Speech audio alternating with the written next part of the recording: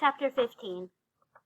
By the time they made it back to the motel parking lot, it was dark outside, and they were both laughing so hard they could barely walk.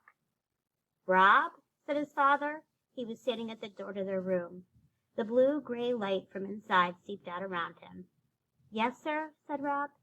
He dropped Sistine's hand. He stood up straight. "Where you been?"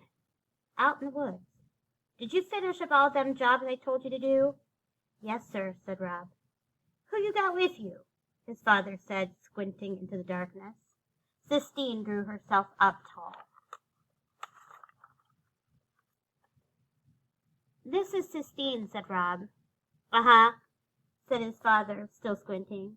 "You live around here?" he asked. "For now," said Sistine. "Your parents know you're out here?" "I was going to call my mother," said Sistine. "There's a payphone down in the laundry room," said Rob's father. "In the laundry room?" Sistine repeated, her voice full of disbelief. She put her hands on her hips. "We don't got a phone in the room," Rob said to her softly. "Good grief," said Sistine. "Well, can I have some change at least?" Rob's father reached into his pocket and pulled out a handful of coins. He balanced the money in the palm of his hand, as if he was preparing to do a magic trick, and Rob stepped forward and took the coins from him and handed them to Sistine. "You want me to go with you?" he asked her. "No," she said. "I'll find it. Thank you very much." "Rob," his father said as Sistine marched away, swinging her arms, "what's that girl doing in your clothes?" "She had on a dress," said Rob. "It was too pretty to wear out in the woods."